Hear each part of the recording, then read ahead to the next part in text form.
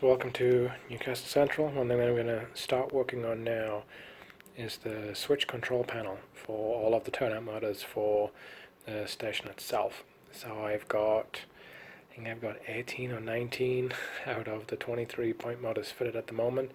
I have some more that hopefully coming in from Hatton's tomorrow, so I'm probably going to be recording this over a few days as I put all of this together. So hopefully by the end of it, all the point motors will be fitted, and then I'll be able to start running all the cabling back. So I started out with trying to put out some kind of schematic for what the station looks like. This is kind of the first revision that I had, just across 2 sheets of paper, just to make sure I had it right, and I was actually incorrect here. So then I kind of brought it up in size, just something that was more usable in terms of, okay, how much space am I going to need between the little micro toggle switches that I have, so that things like that, okay, where I've got overlapping points, I find marked out where we put LED indicators, loosely drew out, okay, where about the logo be. I also had a couple of different smaller panels out here for, okay, in time I'll then have lights for different parts of the station and for the scenery around the station. So I did all of this in Microsoft Excel. Ironically, maybe it's a little bit of an odd choice. I did this in Excel, the reason being that it was then very, very easy to make sure that I had all the same angles for all of these, and everything was going to be nice and straight. It was very easy to draw the lines around and join it all together, have the exact measurements for all these different points and LED positions without having to actually, lean very closely into the monitor and trying to figure out a digital ruler that would be on the side of the screen. So a little different doing it in Excel. I found it in a forum somewhere, RM Web, I think, and so this was then the final result. So this I sent this over to FedEx.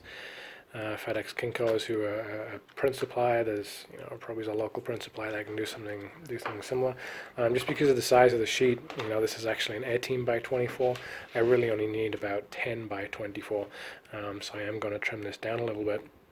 But all we ended up doing was taking the Excel spreadsheet that we had over here. I saved that just as an image file, just as a JPEG, very high resolution JPEG, made sure that it was set to be about 12 by 24 inches. Uploaded that to that website, and so when it prints out, because it doesn't have any of the grid lines that Excel has, it just looks like a template. So I'm actually quite happy with how this worked out. And so here's an idea of some of the things that I'm planning on having. Station lights, platform lights, shop lights, because there's going to be some little shops. Probably a news agent and a coffee shop and sandwich shop, something like that. Street and parking lights, so outside. We have some cars parking up, so that at night we'll have some good effects there. And then bridge lights, so over on what will be King Edward Bridge on the south side of the station. Not actually going to model the bridge, but basically approach lights is what I was looking at. And then on the other side, the small little panel would then be town lights, Newcastle lights itself, bridge lights, because you are going to be coming over the high level bridge, and then river lights. So on this part of the layout on the north side of the station, planning on around here to have a town scene. We'd have the Newcastle itself kind of around here. Probably have a little bit of industry on this side, dropping down to what would be the river. And again, I still need to res this little section, but for those that haven't seen some of the early videos as I was starting to build out the layout, this is actually going to end up being the high level bridge as it comes over the River Tyne on the north side of the station. This little section here is going to be representing the actual River Tyne itself, so the river banks up by the side. The river will actually flow through. I think that will have some good effects. So this is where I'm starting out with. Like I say, I need to trim this out, and so this was then, paper that was then laminated as well. I'm actually going to be using some clear Lexan just because the material was very easy and cheap to get. I'm probably actually going to have this underneath this diagram. I could put it on top, but the only reason why I'm a little hesitant to do so is that on the underside where the LEDs come through, I'm a little concerned that if I have this underneath the Lexan, how would it be when I then attach those LEDs in? Am I going to damage the paper? I also have some big open spaces down here. Lights, I'm very set on. I know that they will be controlled by switches. One thing that I had looked at was sound effects as well. So there are a couple of other YouTube channels that I follow where they have sound effects going on the town scenes. I think that's actually kind of a cool idea, so you could have, background noise of cars moving or, waves, ships moving by, things like that. So I'm not sure if I would have those controlled by switches or if that will come off, a small Raspberry Pi or something like that, so it would all be digitally controlled. So I didn't want to put panels in and then realize that I wasn't going to need them, but I may well have another one or two smaller panels like this. So I feel like if I trim this and lay it on top, it's laminated, so it's fine. It shouldn't cause any problems. I'm not then going to have any issues when I try and mount the LEDs, because the LEDs I could essentially, put some glue on the back of this. It's not going to be seen. If I did want to then expand, I could put, one or two in here, and I don't think it would look too bad. I'd made sure that there was a board around there, one to try and give it a little bit more pop, but also, kind of future-proofing myself as well. So first step is going to be cut this out. I then do have some tools where we'll make holes in all of these. They're actually technically leather working tools, but they can also just be used for paper and card craft as well. So I got those in 1, 2, 3, 4, 5, 6, 7, 8, 9, 10 millimeter, I think, diameters. So I think the LEDs I've got on order are 5mm LEDs, and then the micro toggle switches themselves are 1/4 inch, which is right around 6 something millimeters, something like that. So I'm going to trim this down. I might need to trim the Lexan backing just a little bit as well.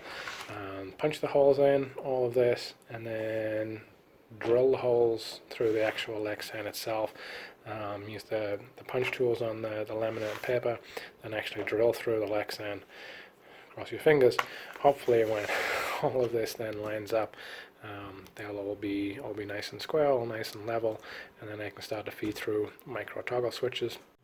So this is now trimmed down to the size that I want, so it's still 24 inches wide, and it's about 10.5, 11 inches tall, something like that. I can't remember the exact measurements. So this is both that laminated paper and also that plexiglass underneath. Could easily have used thin plywood. The advantage of this is that I feel it's a little bit lighter, a little bit easy to work with, and it was something that was on hand and was mostly already cut to size. So now that I've got that done, I'll start to put the holes in place for all the toggle switches and all of the LEDs. So I'll be right back with that. Okay, so this is now with all of these holes punched into place. And so this is all I was using. Like I said, these are designed for leather working. We also do crafts, so there's still a little bit in the end there. But all it is a little sharp cylinder, basically, that you would then hit with a mallet, and it punches down through material. So it's designed to go on leather work, which is probably a little bit softer, but the laminate, it's very thin laminate. It's just, I can't remember what weight it was, 60 gram paper, maybe it's not even 60 gram, and then the laminate. So that one was the 6mm. That's what I'm using for the toggle switches, and then I had a slightly smaller 5mm one. That's what I'm using for LEDs. And so I'll try and do this one-handed. What you'll end up with is toggle switches will come through like that, so you can then flip the point one way back to center, and then flip the point back the other way. So those three-way toggle switches that I talked about, the on, off, on. These came in the mail, so on, then you'd return to center, and then other way, return. I am not as much of a fan of the center sprung. I've used those on other projects when I was building a flight simulator panel. Sometimes I would find that center spring caused problems. So, I'm quite okay with the behavior here. I haven't got a very tactile feel that I know I've centered. I don't worry too much about the point motors burning out, because again, I'm going to be running through a capacitive discharge unit. So they'll all come through. And then I've got these 5mm LEDs. So these are pre-wired with resistors attached as well. These are yellow. I've also got green as well, so I'm going to try out which one's best. I'm thinking probably the yellow for the actual point indicators, just so it's not too overwhelming. I may then use green up here, so I still need to punch these ones out. For what we'll be controlling, all the different station lights and then all the different town scene lights. I'm actually quite pleased with how that ended up turning out. There was just one of the very, very first ones that I did over on this side. I ended up with the spacing just a little bit closer here. that I had wanted to, and I hadn't quite got this perfectly in line, but I think that from a distance, once the LEDs are mounted and once all of the little toggle switches are mounted, these should be fine. These ones are all lined in. Once I got my groove, once I had done these first few, and I had practiced but not practiced with the actual positioning and distances and whatever. So those first 2 or 3 weren't quite in line, but all the other ones I'm actually very happy with how that worked out. So I'll do these final ones up on the top here, and then overlay that on top of the Lexan, and then I'll start to mark out all of the holes in the Lexan, drill through the holes, and then we can actually start to mount all of those toggle switches and all of those LEDs. Like I say, I think we had 23 toggle switches for all the different point motors, and then 9 for all the different lighting systems that we'll have around. So I'll do these final ones, and then I'll move on, mark out the Lexan on delay, and then come back. See you soon. So not sure how well you'll be able to see that, but this is now that front part of the paneling, the laminate part of the paneling, overlaid and attached, squared with Lexan underneath it. I've then done center punch holes where all the toggle switch and LEDs would be. You come in close, I have then kind of a black mark around each of the ones where the toggle switches are going to be. So when I take off this overlay and I just have that Lexan underneath, I can clearly see which holes are going to be the 1/4-inch holes for the toggle switches, which ones are going to be those 5mm holes for the LEDs.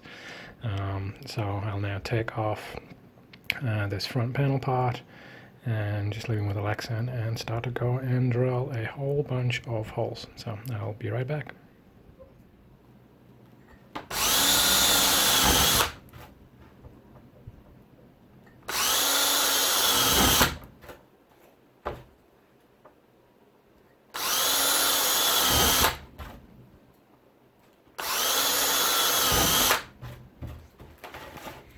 So this is the Lexan all cut now. All of these holes are done at the different sizes, either the 1/4-inch or 5mm. And if we lay this over the top, just so, and get everything lined up, pretty much every single hole is spot on. So you may well be sitting there and saying, Ian, that was the most long-winded way you could possibly have done that. There was an easier way. Maybe. I just really wanted to make sure that, because this was $30 or something to get this printed out at size and then laminated, I really didn't want to run the risk of trying to drill through this in any way. I didn't want to try and punch holes through from the paper underneath on the Lexan, the same spot. I was very kind of aware that I didn't want to waste money on this. Like I said, I was already just using the piece of Lexan that I had lying around, and I do need to trim that bottom piece as well. It is slightly oversized, just to make sure that I was going to get everything lined up, because I wasn't sure if I needed to trim this bottom piece anyway. So now it'll get straightened up, or you just won't see it. I might just leave it like that, but I want to make sure that I wasn't going to waste any of these materials. So this, was a little bit more long-winded. It's probably only about an hour or so in total by the time I punched out all of these holes and then transferred punch holes underneath, center mark them all, drilled them. It's probably only about an hour or so in total, but I think that this, this kind of end result is pretty good. So I'm going to glue this onto the Lexan now, and then I can start to put all of those toggle switches and start to feed all of those LEDs into place. So I'll be right back. Okay, so this is now all of those toggle switches in place. So again, up on the top here, these are just the 2-position, essentially on-off toggle switches for all of those lighting controls. And then here, these are those on, off, on, so go point one way, return to center, go back the other way, and return to center, same there, up to flip the point that way, return to center, down, flip the point the other way. So 23 for all the point motors, 9 for the lighting controls. I do need to straighten all these up. I am rather OCD. So as we come in a little bit closely, what I need to do is make sure that they're all nice and square for all 32 of those. Not going to do that until I've actually got everything wired up. Reason being is that I have used these kind of toggle switches before. These are not the super high quality Pico toggle switches where it's £3 per switch.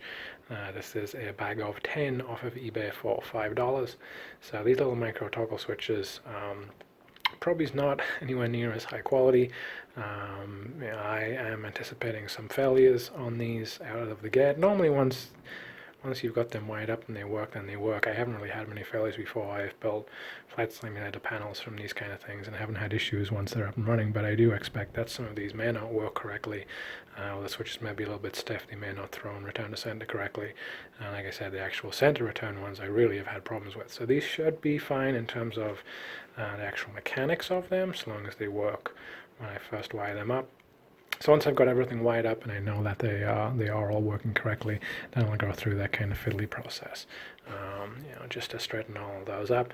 I also really hate doing that again from when I've done panels before. I find that last little part, of using the pliers to straighten all these up, invariably I end up scuffing things, and the last thing that I want to do right now is to damage this, having put all this effort into it.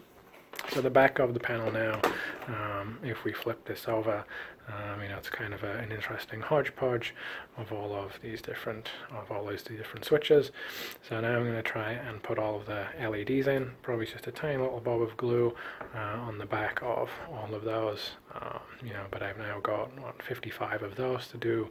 And again, I think I'm going to go with yellow for all of these, the actual point indicators, and then green to indicate whether all of these different lights will be turned on. So put those in place and I will be right back. Okay, so this now is the completed construction of the panel. I'm very happy with this. All of those LEDs are now in place, so all of the green LEDs up top, yellow LEDs for all of the indicators. If I just kind of carefully try and turn this around, look at the back of this, and kind of the scale of what I'm going to be building is kind of becoming rather apparent here. LEDs, I wanted to get those pre-soldered ones just so that they were soldered, and I already had the heat shrink wrap down at the bottom of those LED legs. That can be rather fiddly to do. It's going to be fiddly enough trying to do some of those toggle switches. So I'm actually looking at possibly trying to get some of the micro plug-ons that would just pop over. That will still be fiddly in itself and adds to the cost, so I might just bite that. But these I think they're cut to 6 or 7 inch lengths. Kind of a handy idea. I haven't used them before, so this is going to be the first time for me trying these out, but I'm hoping that they work out okay. So now my plan is that I can now take all of this inside, and I'll be able to wire all of this up, so I'd rather solder a whole bunch of jumper leads onto all of these. When it's a little bit more comfortable, I can sit down inside, I can get some nice lights overhead and be able to really see what I'm doing. Probably do 2 feet, probably 24-inch jumper wires for all of this. Figure out some kind of coloring scheme. I need to get a whole bunch of spool of wires to be able to do this. And so what I'm going to end up with is 2 leads that will be coming out of my seat point motors for that auxiliary switch, and then there's also I believe it's the common positive that comes out of the CDU. So I'll just run that straight to here. I think I need to double check how that wires up, but this is probably the end of this video. This is getting rather long, and this was really just to show the actual construction of this panel. So I'll turn this back around so you can see the front of it. I'll do probably at least one more video, so there'll be at least one more part to this where I'll then do all of the actual wiring, and then I might do a third video where I then actually hook in all the point motors themselves. In terms of how am I going to be doing that, what's my idea. I have all of these connector blocks here. I think I've got enough for 60-some different connectors, so I need to figure out whether I'm going to attach some of these onto the back of the panel and trim down those jumper wires that come off and have the connector blocks on the back, or if I'm actually going to put extensions onto these. We'll see. But that's it for now. hope you've enjoyed it. Please do comment, subscribe so you can follow along with this build as it progresses. I'm looking forward to getting some movement here. So thanks for watching. Do leave some comments and let me know what you think. Take care. Bye-bye.